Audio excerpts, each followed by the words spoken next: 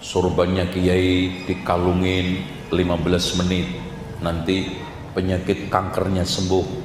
Sampai salaman aja bolak-balik sampai infeksi itu tangannya Pak Yainya.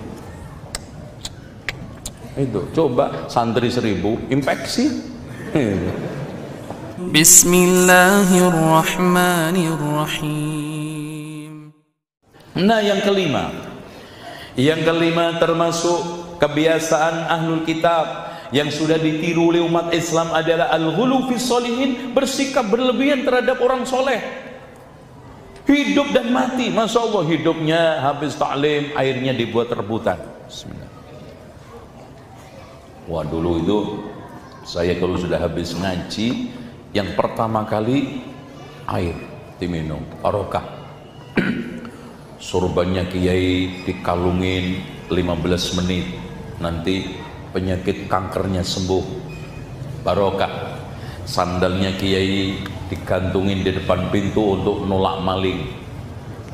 Bahkan ada yang sampai mati pun masih diyakinin hebat. Buktinya tanah kuburannya diambil, dicampur kopi break, diminum.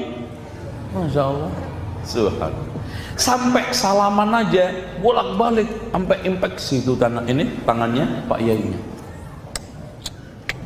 Itu coba santri 1000 infeksi.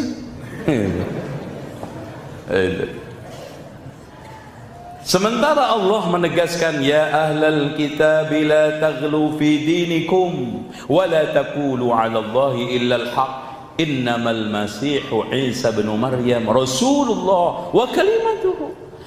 Dengan hulunya kepada orang soleh, akhirnya mereka menjadikan Isa Tuhan. Makanya Rasulullah memperingatkan kepada kita, la tadruni kama atratin nasara ibna Maryam, janganlah kamu kultuskan aku seperti orang Nasara mengkultuskan ibnu Maryam jadi Tuhan. Ini terjadi pada kaum Syiah, kemudian nular kepada kaum Sufi, meyakini bahwa kiainya, tokohnya itu Tuhan setengah manusia, manusia setengah Tuhan. Bahkan bisa dimintai loh. Kita pengen selamat hanya ngelihat foto kiai, makanya kemana-mana foto kiainya dibawa di dompet. Kalau pengen apa-apa tinggal ngelihat dan manggil, Mbah Yai tolong baksonya hari ini rada sepi. Nah gitu. Lamaran melihat foto, Mbah tolong lamarannya lancar. Ya.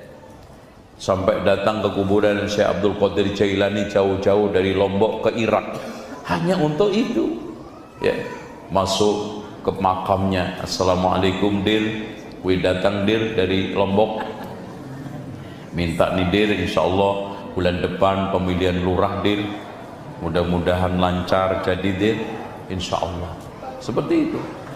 Goyang lagi, insyaallah. Masya Allah, hikmah Pak. Allah rapatkan bumi ini pelan-pelan. Mudah-mudahan keselamatan buat kita semua. Amin. Ya. Al-ghulu fi sholihin, berlebihan kepada orang soleh. Loh, sampai Masya Allah ada yang tabarruk dengan tempat tidurnya salah satu habib, per 10 menit bayar 100.000. Tidur toh, bekas tidurnya itu sudah diyakini nanti seluruh kelebihan Habib nular ke dia. Tempat-tempat makam wali, Masya Allah, ada yang masuk salah satu makam itu nempelin tangan ke ambang pintu. Yang pengen pertaniannya subur, pengen jodoh, Masya Allah, ambang pintu. Dan hampir semua makam keramat itu pasti ada air karomahnya, ada, ngalahin air Zam-Zam. Bahkan mereka di sana zikir khusyuk. Di antara mereka ada yang zikir, ya Rabbana ya Kudus sahilana bil fulus, warna merah halus-halus, paling dikit 5 kardus. Itu zikir di pinggir kuburan minta fulus. Ya Rabbana ya Kudus sahilana bil fulus, warna merah halus-halus, paling dikit 5 kardus. Kenapa enggak 5 kontainer? Biar kaya sekalian. Nah, yang keenam, ta'atul makhlukin, mentaati makhluk dalam rangka bermaksiat kepada Allah. Dia mentaati pendeta, pastor, tokoh agamanya, mengatakan halal dikatakan halal, haram haram, walaupun dengan menyelisih Allah dan Rasulnya. Ittakhadhu ahbarahum wa rubanahum arbaban min dunillah wal masih ibn Maryam. Dia menjadikan tokoh agama mereka, ilmuwan, agamawan, dan ahli ibadah mereka sebagai Tuhan-Tuhan selain Allah. Dalam masalah ketaatan, yang halal mereka katakan halal, ikut halalkan. Yang haram katakan mereka haram, ikut mengharamkan, walaupun menyelisih Alkitab dan Sunnah.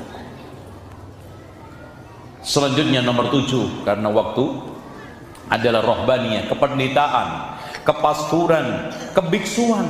Jadi hadirin sekalian, mereka hanya ngurung di kamar sekian tahun, zikir terus, biksu, muterin tasbih. Makanya tasbih itu meniru Hindu. Antum lihat tasbihnya orang Hindu, biksu, sama. Itu bahkan mereka ada zikir sirri, 1000 kali di otak, 1000 kali di jantung, 1000 kali di paru, sambil terus itu. Kadang-kadang la ilaha, ini zikir keras, la ilaha illallah, la ilaha illallah. Ini seperti Yahudi. Makanya Imam Ibnu Katsir menurunkan satu riwayat kenapa dikatakan Yahudi itu Yahudi, li'annahu yahuddu ra'sahu 'indal ibadah, karena ngangguk-nganggukkan kepala ketika ibadah. Itu la ilaha illallah. Makanya mereka membagi zikir menjadi 4. Zikir pertama zikir syariat, la ilaha illallah Muhammadur Rasulullah. Zikir yang kedua zikir tarekat, la ilaha illallah, la ilaha illallah, sampai terus sampai hilang pelan-pelan suaranya sama hakikat din. Illallah, la illallah, la illallah, la illallah, la illallah, sampai tinggal Allah, Allah, Allah, Allah. Mulai zikir hakikat, tinggal hu hi. Sudah ma'rifah. Akhirnya apa? Lenyap, namanya fana. Kalau sudah fana, hilanglah siapa dirinya, sudah tidak sadar. Akhirnya apa? Tajalli, manunggal. Mulai nampak Allah, nampak dirinya ingin menyatu. Nah, kalau sudah seperti itu, maka sampai pada tingkatan kasyaf, yaitu ma'rifat. Kata bahasa sufi Jawa, perusak jeruning kara, perusak durungi winara, tahu sesuatu yang belum diberitahu dan tahu sesuatu yang dibungkus. Tapi ayam di bawah nasi nggak tahu. Kan gitu. Ada wali disuguhin makanan, lauknya di bawah nasi, marah-marah, mana lauknya ini? Oh, belum datang ini. Ternyata Pak Yai, itu ayamnya di bawah nasi. Katanya tahu perkara gaib. Ini ayam di bawah nasi nggak ngerti. Aduh, parah ini. Nah ini. Nah, di antara mereka cara untuk menekuni karir tasawuf. Makanya orang sufi itu menekuni karir lewat tarekat. Tarekat itu ada 2 cara, dengan zikir sama dengan menyiksa diri. Ada yang bertapa, ada yang ngurung diri, ada yang puasa sampai nggak pernah buka, supaya sampai pada karir tertentu.